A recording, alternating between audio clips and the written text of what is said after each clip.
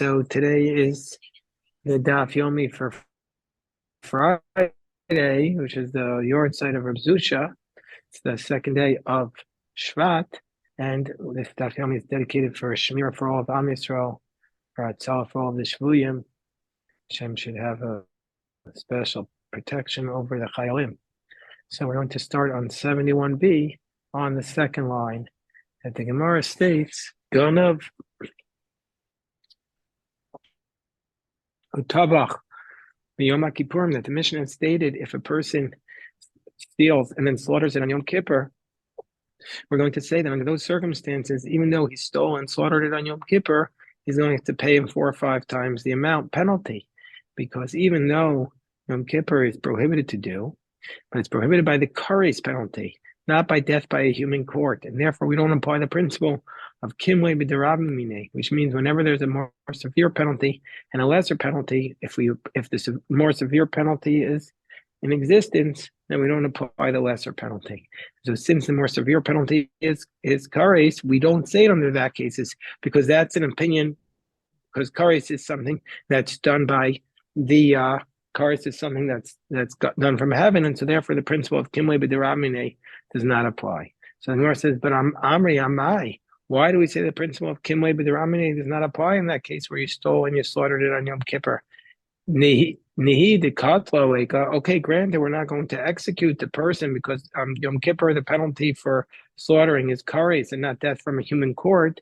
Nihi de katla leika malkus miyaika, but there's still the penalty of lashes because there's a prohibition on Yom Kippur of slaughtering. So you would still get the prohibition of lashes, and so therefore you shouldn't apply the other penalties because you have the kimle b'derabimine, you have the more severe penalty of lashes. So Gemara says, the kai malan, and don't we say the anal local mashalim? Don't we say you don't get lashes and pay the penalty? So the Gemara says, Amri Hamani, no, who is this opinion that says that even though you're paying the lashes, you still have to pay the penalty? This is the position of Rabbi Meir, the Amar local mashalim. This is the position of Rabbi Meir, who says you do get lashes and pay the penalty. So the Gemara says, well, Rabbi Meir, if you want to say that this is the principle of Rabbi Meir, even if you slaughtered it on Shabbos, you would still get the penalty. And meaning to say on Shabbos, we say that if you slaughter it on Shabbos, you don't pay the punitive damages because you're going to have the kimle b'derabimine of death on Shabbos. But Rabbi Meir would say that you do get the penalty, the punitive damages, even though you slaughtered it on Shabbos. Because Rabbi Meir says, and if you want to say that Rabbi Meir says local masham islay meis masham leslie, that Rabbi Meir would say, yeah, if you get lashes, you still pay the punitive damages, but if you're getting death from a human court, you don't pay the penalty. But we don't say that. Below Tanya,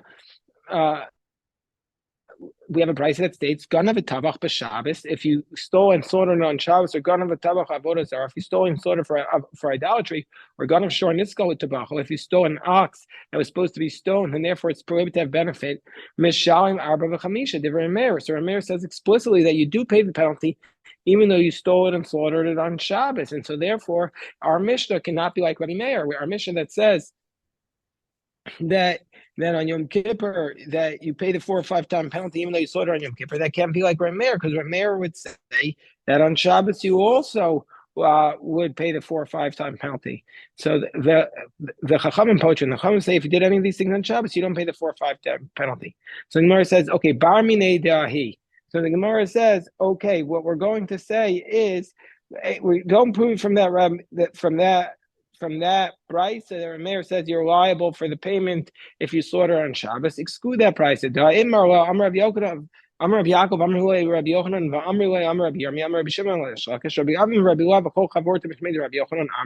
what's that case of that price talking about where you even though you slaughter on Shabbos, you still pay the penalty?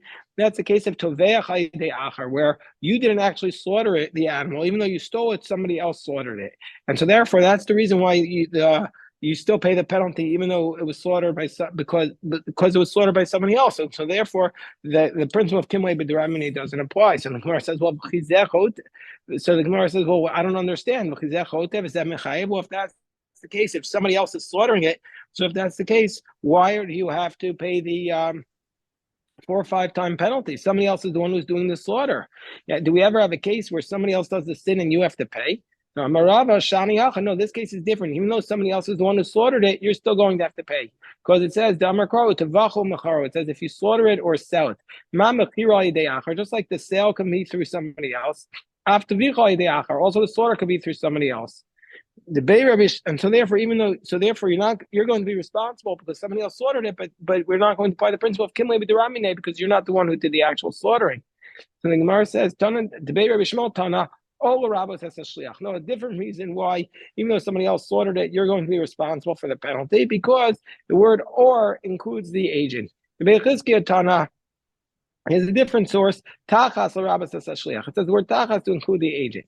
Ma'askav or Marzutra, so Marzutra challenges this. It says, Mi Kamidi, is it really possible to that if he himself had been the one to slaughter the animal, then he would not have been responsible for the punitive damages because if Kimwe b'derabminei. But it comes out as a result of this, if he himself had been the one to slaughter it, well, mechayev, he wouldn't pay the punitive damages. But if an agent does it, mechayev. Then if an agent does it, he does pay the punitive damages. Is that really possible?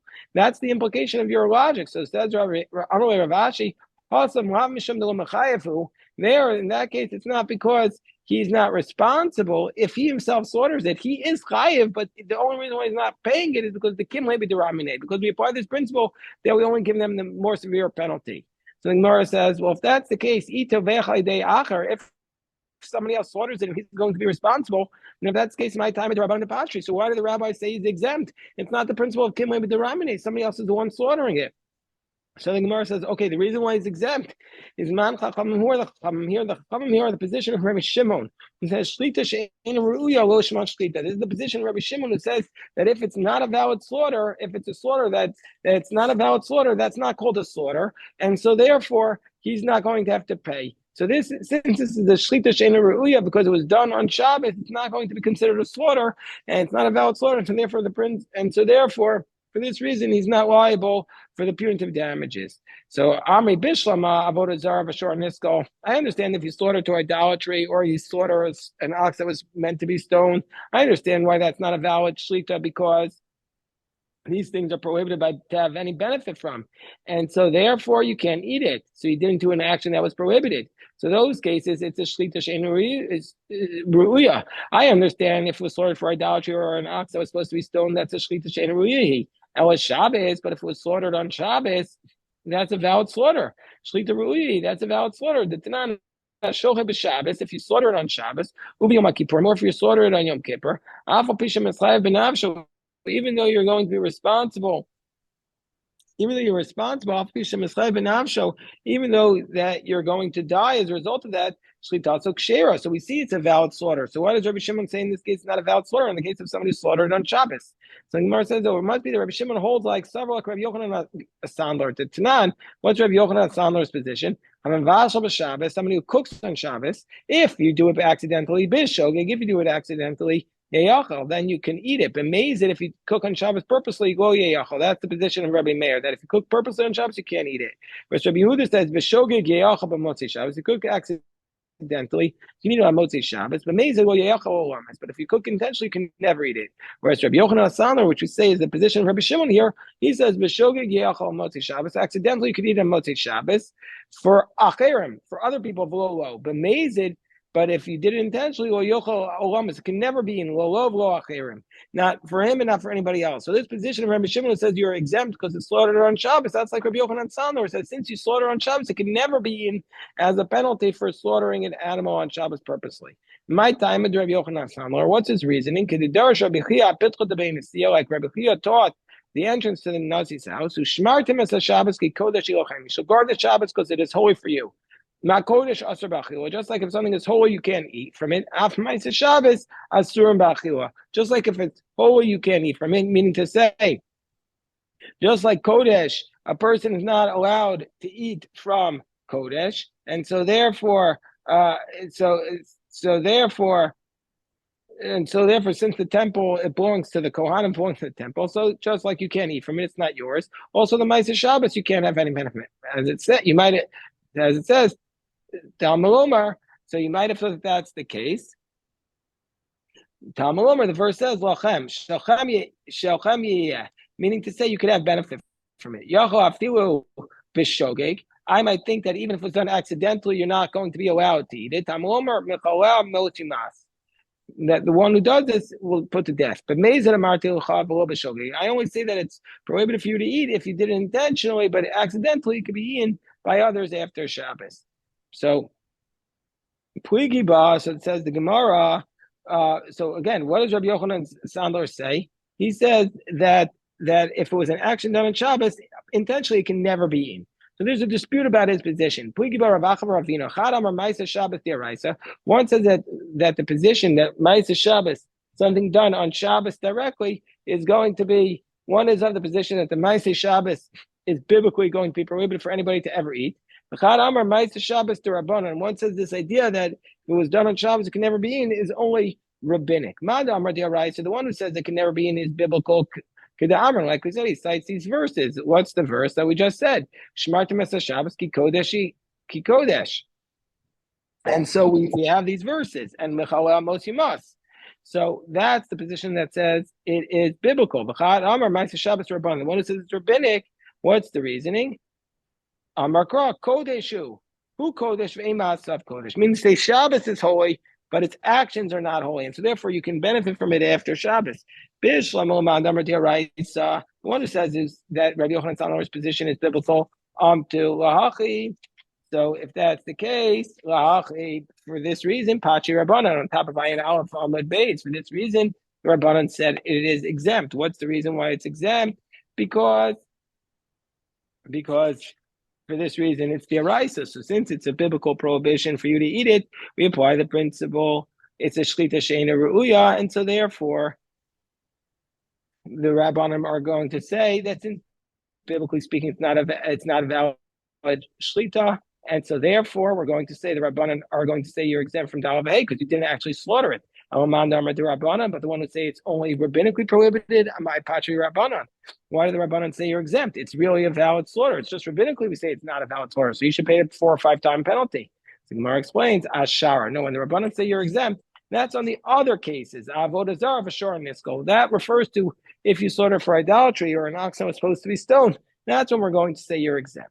Rabbi Meir, and according to Rabbi Meir, Amai Mechayev, according to Rabbi Meir, why does he say Mechayev Shochel Avodah Zarah? Why does he say somebody slaughters it for idolatry, you're going to be liable for 4 and 5 times the amount? We have a different question on Rabbi Meir. Okay, you say that we're not going to apply the principle of Kimwe B'Dera Amune, but still, even the Shacha B'Porta, once you slaughter a little bit of the animal, Asra became prohibited to have benefit for you, and so therefore you're not doing a shlita ru'uya. You're not doing it. The slaughter is not accomplishing anything, and therefore isuri I know velo demarka tabach. Therefore becomes to have benefit once you started using it, even before the slaughter is valid. Then you can't have any benefit, and you're not slaughtering. You're not doing a valid slaughter. So Amarava ba'omer, no, it's where the person says b'gemar zvicha. But Gemar Zvicha of them. When am I worshiping this idolatry? Only when I complete the slaughter. And so therefore it's happening at the same time. And that's why Rabbi Meir is going to say you're liable for the 4 or 5 times penalty. Because the moment you slaughtered it didn't yet belong to the idolatry. So instead of Gemara,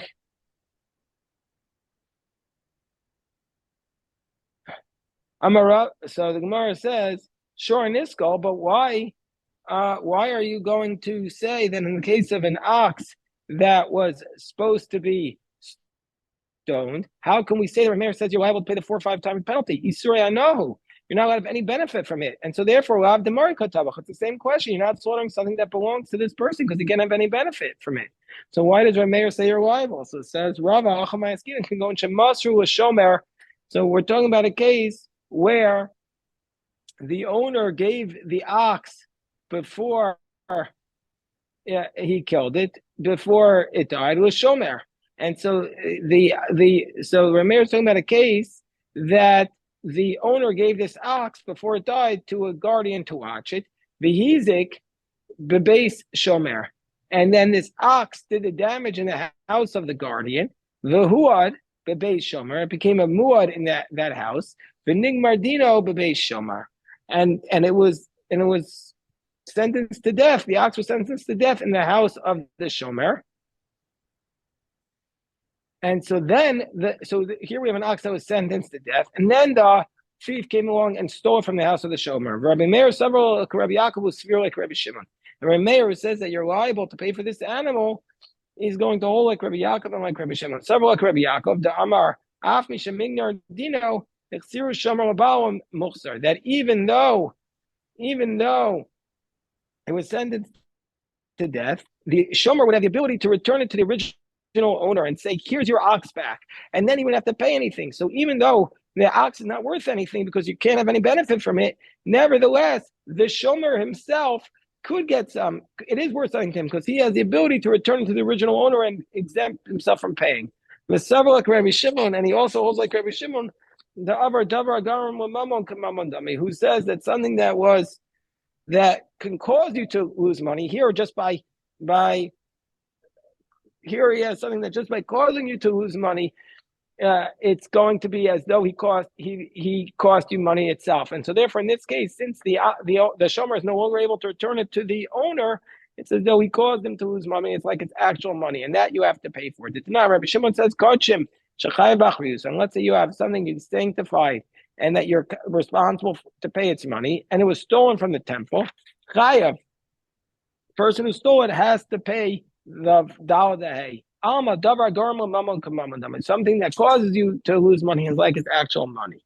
So since your mayor holds like Rabbi Yaakov and Rabbi Shimon, therefore we're going to say that if somebody steals an ox that was supposed to be stoned from the house of the shomer and he slaughtered it, then the person who stole it has to pay because the owner of the ox could have returned, the shomer could have returned the actual ox, and since you caused somebody to lose money, it's like you actually cost him the money. Amar Rav Kahana, Amrisa l'shmaita kamei Rav Zvid min hardai. I said in front of Rav Zvid this sugya that a thief who stole and slaughtered on Yom Kippur pays 4 or 5 times the amount. Like Rabbi Meir says, you're local mishalim. And he said, Rabbi Meir below Rabbi Shimon. Can we really establish the mishnahs like Rabbi Meir, not like Rabbi Shimon? Lakatani Seifa, but it says in the concluding clause, Rabbi Shimon poter b'shnei elu. Rabbi Shimon exempts in these 2 cases. Miklal, the Kua Masnis and Moda, that this means Rabbi Shimon is going to be Moda, is going to agree with the rest of it that you're responsible. And so therefore, the other cases of the Mishnah, Rabbi Shimon says you're responsible. If that's the case, how can you say that if the thief steals it on Yom Kippur, he has to pay? Because our Mishnah holds like Rabbi Meir, but Rabbi Shimon doesn't hold like that. They have local Mishalim. So therefore, you have to give a different answer. So he says, no, I'm really low. No,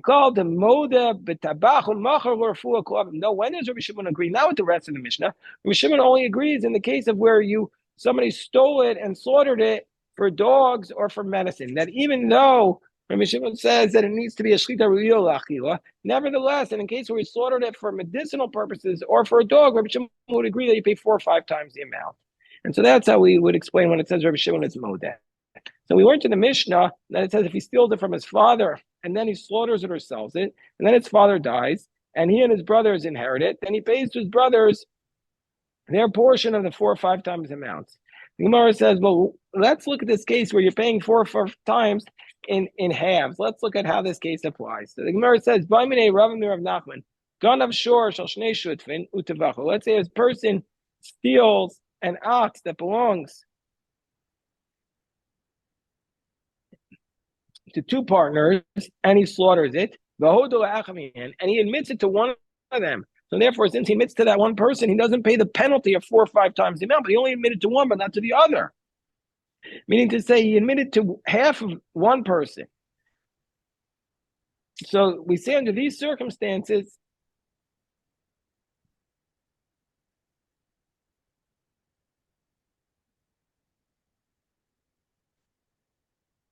meaning to say, what's the case that we're talking about here? The Tosfos really explains that he admits he slaughtered the animal, but he says, but half of it belonged to me.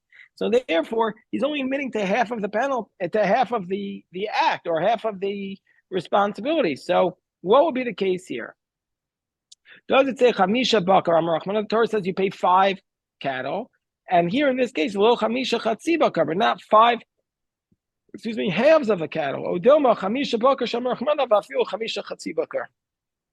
Even 5 halves. That's the question. And Rav Nachman says, no, you only pay if it's 5 complete cattle, but not 5 halves of a cattle. And so therefore he's completely exempt from paying the 4 or 5 time penalty. So so Rabbi says to Rav Nachman, that if he stole from his father and then he slaughtered and sold it, and then his father died, he pays 4 or 5 times the amount. But in this case, given to Mesav, since his father died before he inherited it, and so therefore, since his father died and he inherits his father, so it's like this case, it's like where he came along and admitted to one of them.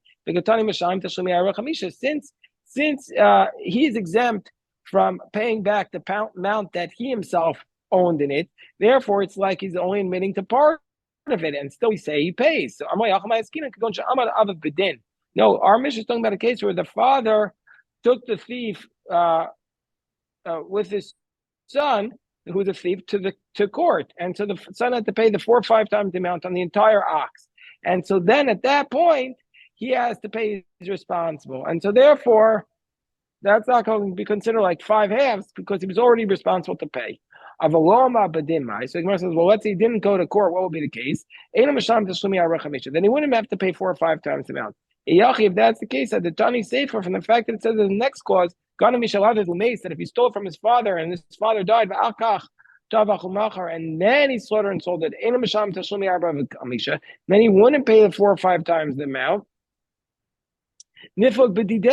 We should have drawn the distinction in the first case. But when do we say that he pays the 4 or 5 times the amount? Only kishama bedin, when a case was given a ruling first. But if he didn't give the ruling, he wouldn't pay 4 or 5 times the amount. The Gemara says yes. The Gemara could have drawn that distinction. But I did not say Reisha, but since it says in the first clause,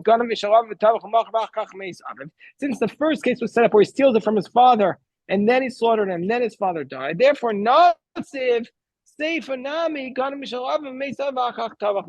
So therefore, it draws the conclusion case because that's actually more similar to the Reisha. But with Safra, but in the morning, Amarle. But even though that was the case, Rav Nachman said to Rava, and at night he said to him, you only pay if it's 5 whole cattle, but not 5 half cattle. In the morning, he said to him, Chamisha bakar, chamishi chatzai bakar, even 5 halves of a cattle. And the reason why I didn't say it to you at night is the low achli basa the Torah, because I didn't eat the meat of an ox. Meaning to say I didn't fully understand it. Well, if that's the case, what's the case? So since we say that even 5 half cattle, you have to pay the amount. Well, if that's the case, it's saying the same thing in the first clause as the latter clause, because